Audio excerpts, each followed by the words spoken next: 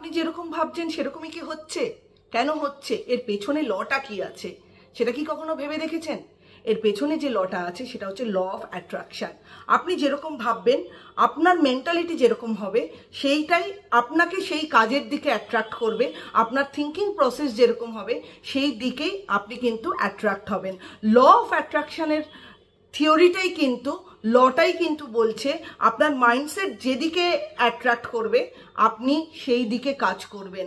আর আপনি যদি পজিটিভ ওয়েতে আপনার মাইন্ডসেটটাকে সেদিকে নিয়ে যেতে পারেন, বা পজিটিভ ওয়েতে আপনি যে কাজটা করতে চাইছেন সেটা যদি আপনার কাছে পজিটিভ কিছু নিয়ে আসে, সেটা কিন্তু ল অফ অ্যাট্রাকশনের জন্যই। কেন কি আপনি অ্যাট্রাক্ট হয়ে, ল অফ অ্যাট্রাক্ট হয়ে মনোযোগ দিয়ে সেই কাজটা করেছেন, এবং আপনি যেহেতু মনোযোগ দিয়ে কাজটা করেছেন সেহেতু সাকসেস আপনার হাতের কাছে চলে এসছে।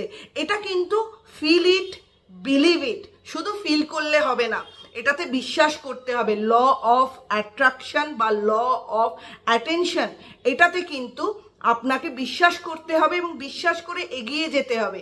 যদি আপনি বিশ্বাস রাখেন তাহলে আপনার বিলিফ সিস্টেম যদি সেটা থাকে, আপনার ল অফ অ্যাট্রাকশন, আপনার মনোযোগ যদি পজিটিভের দিকে থাকে, আপনার অনায়াসে সেই কাজকর্মগুলো কিন্তু পজিটিভ হবে।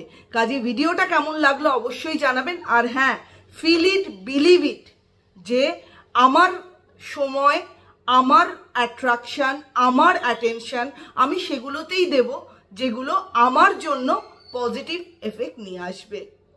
ভিডিওটা ভালো লাগলে একটা লাইক অ্যান্ড সাবস্ক্রাইব করে দেবেন। সবাই ভালো থাকবেন, সুস্থ থাকবেন। নমস্কার।